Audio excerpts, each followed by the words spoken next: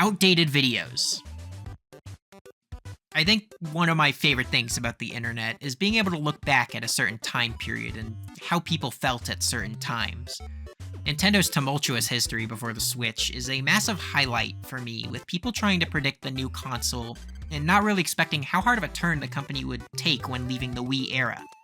There's nothing funnier than looking at old predictions and laughing at them, trying to comprehend why any of us would think that would happen, or watching somebody discount something that actually ended up coming true. There's going to be a Mario Rabbids game, the Grinch leak, that weird Star Fox racing rumor that never came true. I love it all. I think it's such an amazing fact that we can have this massive time capsule in front of us at any time. So, let's make an outdated video. Nintendo Switch 2 is here. Not really. We still have a ways to go. But with a big direct coming up that'll probably detail all of the essential information on the system and reveal most of the console's launch games for this first year, I figured it would be a good time to put all of my cards on the table and document a lot of what I'm personally expecting. We have an exciting launch year ahead of us, finally being freed from the shackles that have bound us for the past 8 years, and finally being free of Switch Pro rumors. At least for 1 year. So let's jump into it, starting with a look at the console itself with the hardware. So Nintendo's already given us that spiffy trailer showing off exactly what the console looks like. And honestly, that trailer makes me have far more tempered expectations when comparing to everyone else. I love the idea of a dual screen attachment or a dedicated mouse controller or whatever. But logistically, carrying any of that stuff around kind of makes the system a whole nother beast, and I don't really expect us to see any add-ons or accessories other than a Pro controller for this first year. An extra screen attachment would be awesome, but it can wait for now, because this thing is the Switch 2, and that's exactly what I expect the focus to be on. It's a more powerful and capable version of the console we already have. I think the decision to make it a numbered sequel to the existing console kind of conveys this best, and I assume a lot of the excitement will be around the games it can run, and not what the console itself can do. One of those new features that is hopefully definitely there is mouse compatibility. The ability to use the Joy-Con as a mouse, to me, is a genius solution to not having access to a touchscreen all the time. We also have this mysterious second button next to the capture button. I think this won't be used for any games, but will be a one-stop shop button, like how the home and the screenshot buttons operate now. For what, you may ask? Well, if you've been following other predictions, you probably know I agree. But to get there, let's talk about the software and the stuff built into this console. Once again, I don't expect a massive revamp of any kind, and for the UI to still look relatively similar, if not completely the same. I think it'll probably feel like the upgrade from Xbox One to Series X did, where it's basically the same system, but with a power bump, letting the game shine. So while I would love custom themes, achievements, and the like, I don't really expect a radical shift in the way that the Switch's home menu and user interface serve function over all else. This means that I expect basically all of those buttons that can be found on the Switch to act the exact same. News, album, and the Switch Online button will probably still exist and lead to the familiar pages.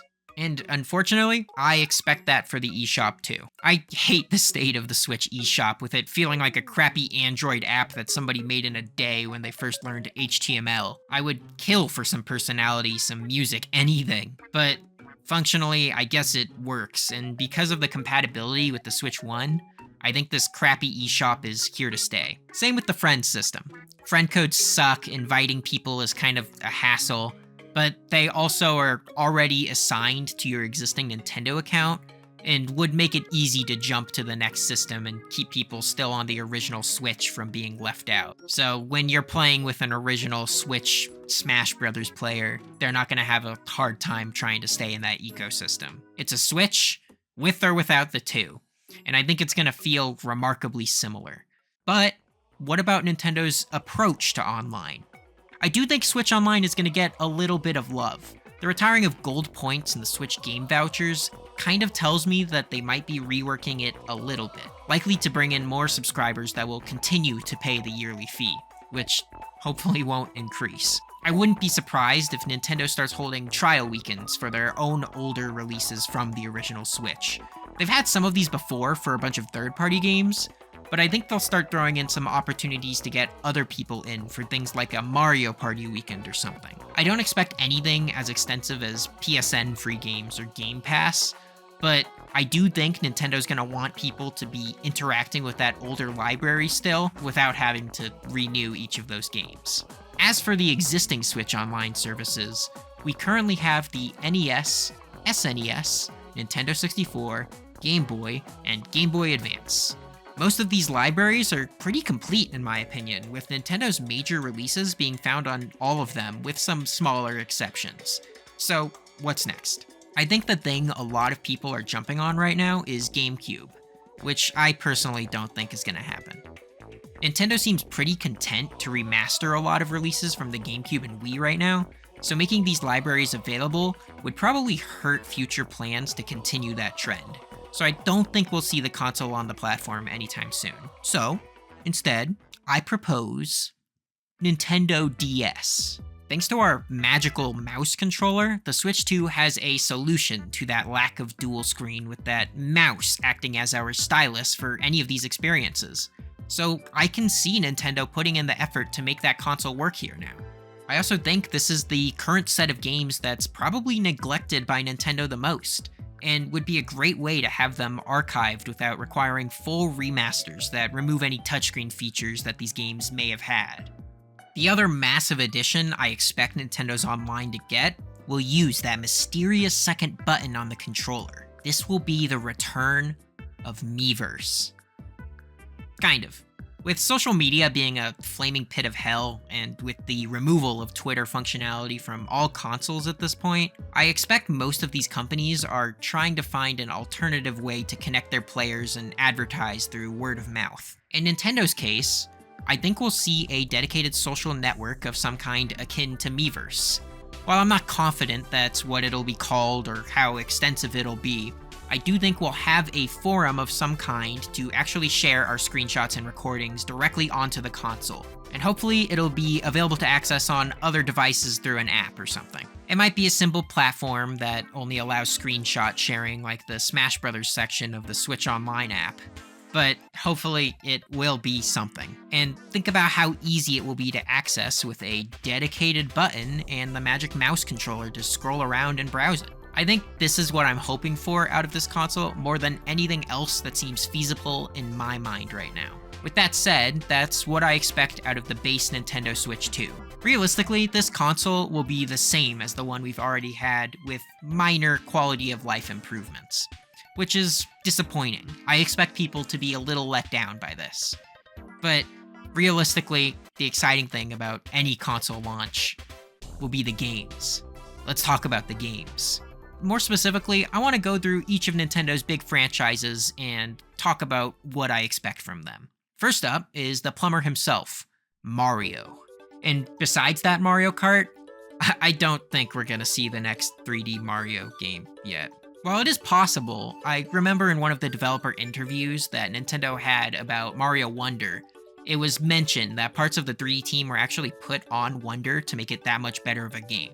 To me, this means that the big 3D Mario probably only just began entering full swing all hands on deck development, so I think we still might have to wait a couple more years, maybe just one more hopefully, until we hear about it. So Mario Kart is all we're seeing of the big M for this year. But what about the elephant in the room? Or I guess the great ape in the room. Donkey Kong. This guy has been the talk of the town recently with Returns HD, his theme park opening up, whatever. So recent rumblings of some big project for him have some credibility behind it. My personal take, I think we will see something. It's funny that Donkey Kong is somehow considered one of Nintendo's main franchises, despite the fact that Nintendo hasn't actually worked in-house on a Donkey Kong game since like the GameCube era with Jungle Beat. So this new Donkey Kong push, I think might have something connected with it. I hope this monkey is in for a fruitful 2025. Or a banana-ful. Or whatever. The Legend of Zelda. Nothing. Well, nothing of massive note, I think. Zelda is actually coming off a pretty good streak with a mainline 3D and 2D entry back-to-back these past 2 years, so I'm expecting some cooldown time before we see something new. That being said, we do actually usually get something Zelda once a year, so I think we might see Wind Waker HD or Twilight Princess HD finally make the jump. Would I prefer a bundle of these two? Absolutely. Do I expect that from the company that sold Donkey Kong Country Returns HD for $60? Not really. Metroid. Well, this is an odd one to me. We are obviously getting Prime 4 this year, but the real question is how this game will be released. However it's released will probably set the precedent for how we see Switch games released on the new console. If it only comes to Switch 1 with minor enhancements when playing on the Switch 2, then that's totally acceptable. But we could see a weird thing where there's a Switch 2 and a Switch 1 version, with one having better graphics and frame rate or whatever. I only expect the former. Just the confusion when trying to actually buy the game would be insane with two different versions that can both run on the same console, but it is an interesting potential reality. And that also goes for Pokemon Legends ZA and anything else that we haven't heard about that was coming to Switch 1. Animal Crossing. I expect this to be Nintendo's ace in the hole. New Horizons was 5 years ago now, so a new Animal Crossing isn't out of the question. And looking at it from a business perspective, I feel like this is the crazy home run that Nintendo has set up for this console right now. A launch year with a new Mario Kart and a new Animal Crossing game. Both games I've heard multiple people say that they'll buy the console only for those titles. I do think we'll see Isabelle again this year return with a vengeance. And also there's a new Doom releasing, so it'd be funny if that happened again. Pikmin. I think this is another franchise that Nintendo's been fostering like Donkey Kong. While we're only 2 years removed from Pikmin 4, I think momentum for these little creatures is going to keep charging forward. While another mainline entry is probably still a while off, I do think we might see a spin-off or some other smaller take on the franchise, and wouldn't be surprised if we see Olimar again a lot sooner than we expected. Splatoon. There will be no Splatoon. Alright, the discussion on this one is interesting to me, because realistically, the last 3 games were just one game that continued to get updates over the past 9 years. I think after all of that, the franchise will probably go to the drawing board for a bit and come back with something that really shakes up the formula. Anti-gravity squids? I don't know. In the meantime, I think they will be hiding in the ink, waiting for a chance to strike. But not this year. Some quick other franchises too. I do think we'll see some Kirby. Kirby skipped 2024, which is odd for a franchise that gets a game almost every year. So we might see something big like a Forgotten Land sequel. Or at least I hope so. Smash Brothers, I think, will be on the back burner for a while longer still. Sakurai's new project will hopefully get shown, but I do think it's going to be something different, and so Smash will be in the corner for a little bit longer. I think we will see another Warriors Nintendo game.